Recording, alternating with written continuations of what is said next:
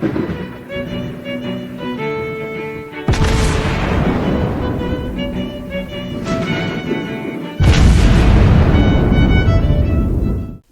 everyone, and welcome back to World of Warships Blitz with Terry.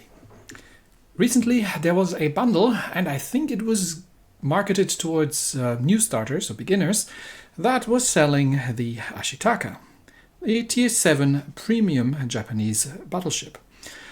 And the Ashitaka that I have here, this is in my personal account, is one that I actually personally bought from a bundle quite a while ago, mainly not because I wanted the Ashitaka, but because I wanted Yamamoto. So she does have Yamamoto on my personal account, and I figured I'd give you a quick look again at this ship, because you might either see it in battle, or you might see it, or you might have actually gone and purchased it. And I'll answer the question, is this a good ship for beginners? Because if I remember correctly, this was a beginner's bundle. Let's have a quick look if it's actually still there. No, it's not. So, sorry, not right now. I'm recording. I'll be after recording. I'll be available again for teaming up. So, all right, Ashitaka. It's a Tier 7 Amagi, a down-tiered Amagi. So let's have a very quick look at the difference between the two. Now, there are going to be a couple of things that the Ashitaka will have to lose in order to justify the Tier 7 placement. One of the precise aiming skills is there for the beginning. She does lose a couple of hit points, and the guns lose a second on their base reload, a little bit of range, and a little bit of alpha damage. But other than that, you still have the Amagi's 10 16-inch 410mm guns available in Tier 7. That means you can get yourself into Tier 6 games, where these can be a lot of fun. She does get the same secondaries, but again with a little shorter range and a little bit less secondary damage, but still a good set of all-around casemate secondaries. And the AA is where she has lost most. And honestly, I'm okay with that, because while the Amagi has some AA now, I would say it's not enough to justify the ship to, go out on her own and do AA things. That's not what this is going to do. It might cost to carry a couple more planes to drop an Amagi versus no planes at all to drop an Ashitaka. But you're not going to be able to protect yourself from incoming airstrikes in these things that easily. So I'm sort of okay with it. She's lost most of her AA, but it wasn't that useful to begin with. She's, interestingly enough, a little bit more concealable, but it's not a stealthy ship per se. So how have I set up my Ashitaka? There's only really one choice in the elite bonus. That's the elite gun operator for faster reload and turret traverse. I have the historical camo, which is your stock standard battleship camo for dispersion, range, and hit points. We are not talking about the torpedo damage reduction, because it doesn't make much of a difference. And given that we don't have access to the precise aiming modification, we are going to be running main battery mod 1 here for faster turret traverse, because this is a battle cruiser. So after the Nagato, which was a relatively sturdy and actually surprisingly good brawler at Tier 7, the Amagi, and with that the Ashitaka, was more of a battle cruiser with relatively poor armor, but decent speed and lots of guns. And obviously I do have Yamamoto, who normally resides on the Yamato, but he brings a couple of special skills to the table. One of them is the Artillery Maintenance Expert Plus, which gives us better dispersion and traverse if we have enough hit points, which tends not to always be the case, but at least in the beginning it's quite useful. And most importantly, the Sixth Sense skill, which is a skill that you occasionally find on legendary commanders that tells you how many other players have locked onto you. Not are aiming at you, because if somebody disables the auto-aim, it's not going to work, but how many players are locked onto you. So that tells you if you're going to be shot at in the near future. And obviously I'm not yet at the APCS Plus, but that's the goal, which is why I'm rotating Yamamoto when I'm playing other Japanese premiums. So, Ashitaka, is that a ship good for beginners? Well, I would be careful with that statement, because the Ashitaka, just like the Amagi after her at Tier 8, does get a better tier placement, but still is not necessarily an easy ship to play, especially if you're bottom tier, but it might be a little easier at tier 7. Anyway, let's get ourselves into a game, and I'll tell you a little bit about how I tend to play the ship and where her strengths and weaknesses lie, and then we can come to a conclusion. And as it turns out, we have gotten ourselves into a flat-out tier 7 game. Where there seems to have been a renown event going on when I was recording this, because everybody and their grandmother was sailing around in a renown 44. So I don't know if these are just I think that was in a Blitz Pass. If this is just Blitz Pass ships or if they were on rental or something.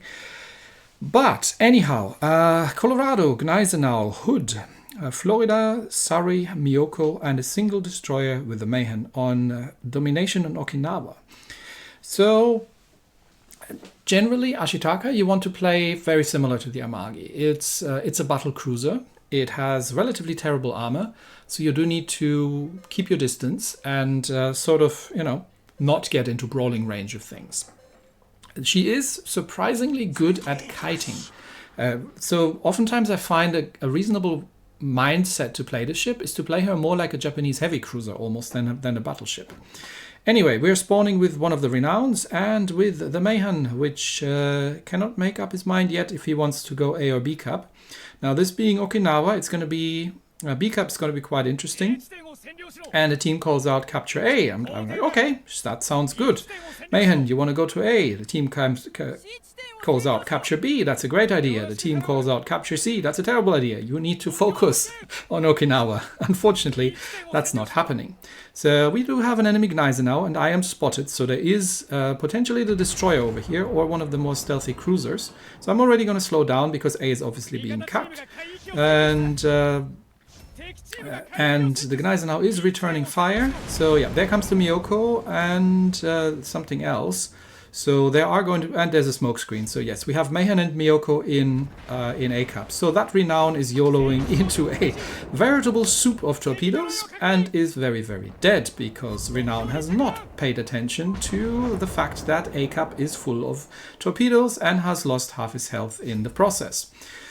Yeah, that Miyoko, renown's dead. He's perma flooding. Maybe doesn't know how to use damage control. I don't know, but. Yeah, forget about that Miyoko for now. I'm going to try and finish off the Gneisenau. And that Renown's dead anyway. And then I'm going to get myself out of here. Brooklyn is actually coming in now to help. Yeah, Renown is dead. Brooklyn is coming in to help, which will help with the Mayhem. But I would love to clear up that Gneisenau. Because while we are holding C, the people at C are completely incapable of supporting us over here. So I'll try to finish off the Gneisenau, and then, Mayhem is expertly dodging torpedoes from the Renown, which at least appears to know what he's doing somewhat, but still has already lost half of his hit points. And is now being crossfired between Miyoko and Gneisenau, because the enemy team has done the right thing and focused on 2 capture circles, B and A, which means we've already lost the second Gneisenau, the second Renown over there. With 3 ships down, the enemy team holds 2 capture circles, and we still have yet to kill anything. And that Miyoko is looking at me funny as well. Brooklyn has the sense to get out of there, but Brooklyn needs to link up, and I will do a fighting retreat and try to pull as much as I can from the enemy team. First of all, though, we're going to try and finish off the Gneisenau over there, and then we'll work on the Miyoko. Now, Miyoko is an obvious torpedo threat, while my team... Okay, that's the Gneisenau done. While my team finally is positioned correctly, but we've pulled 2 kills back, so we're only 1 behind now. So, first order of business, Miyoko. Miyoko is obviously a torpedo threat, but sitting on fully broadsiding to what is effectively a tier 7 Magi can be... Oh, he turned. That's unfortunate, otherwise he would have been slapped in the broadside. There's Mayhem. He might have torpedoes, but I think he's otherwise occupied. So, Miyoko has torpedoes, and I was expecting them to launch, actually. So we'll see what he's... We'll try to play a game of chicken. I do obviously want to keep him at a range where my guns are going to be hitting. I'll get some secondary shots off. I'm also taking fire from the Hood from the rear and the other 2 battleships. But I want Miyoko to come around and launch his torpedoes. So we're going to give him a bit more of a broadside. Come on, I know you want to. I know you can't launch forward torpedoes, so you're going to have to turn broadside if you want to get your torpedoes away. It does help to know what enemy ships can do. There you go. That's the torpedo launch, I think. So let's slow down, give him the good news in the broadside, and then turn the other way. Full on ahead, and we are going to kite away from the Myoko. Now, Myoko, if he hasn't launched torpedoes yet, they're going, aha, I have outrun your turrets now. Well, the thing is, just like the Amagi, the Ashitaka has most of her turrets in the rear, and they can turn around quite successfully as well. So now I'm on double fire. I am still taking fire from the hood over there, and I still haven't seen any torpedoes, so I'm not sure what that Myoko is doing, but at this point, I don't think I care sufficiently to find out. I am just going to sink him, because he should be reloaded. Should have been reloaded after taking down the Renown, but all the dance for... there come the torpedoes, finally. Oh well. Still done the right thing to avoid them. Now the problem is, this is a hood. And the hood has very good, very precise guns at long range. And he's on full hit points, and I'm down to 16,000 hit points with the permafire going. So... again, my purpose here at this point, and my team has managed to help out, and we are now holding 2 of the capture circles after we've done the right thing, after eventually doing the wrong thing.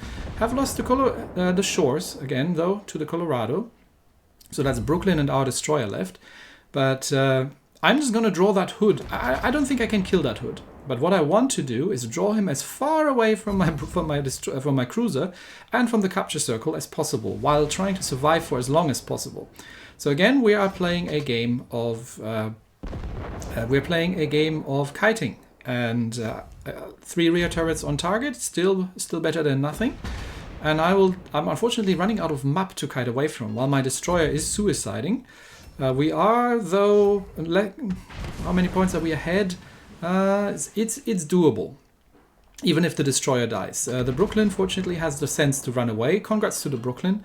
He's been doing the most sensible play so far by not doing stupid things, and is maybe trying to help me out against the hood. The thing is, I don't need to survive necessarily, although if we lose myself and the destroyer, then things are going to be dicey. But I've got my last heal coming off, so that's all the hit points I'm going to get. And I am going to die here. That's not the point, though. The point is that the hood is neither threatening the capture circle nor threatening my Brooklyn. And interestingly enough, our destroyer has managed to survive the engagement there, which is great news. So Brooklyn is even helping out now. And I just have to not die for long enough that the hood isn't going to be able to slap the Brooklyn. So we're just going to reverse full-on broadside, because I am dead here anyway, so we might as well just do as much damage as we possibly can with the secondaries and everything else. Secondaries out, main out, and that's it for me. Yeah. But we have... because we are now holding all 3 capture circles, and because our destroyer hasn't sunk, and because we have managed to distract and almost take down the hood, actually, in the action. And Brooklyn might... Nah, Brooklyn's not going to get him anymore. But it has been successful. And this is sort of what you want to do in the Ashitaka, just like you want to do in the Amagi. You want to kind of run away from things and do as much damage as you can in the process.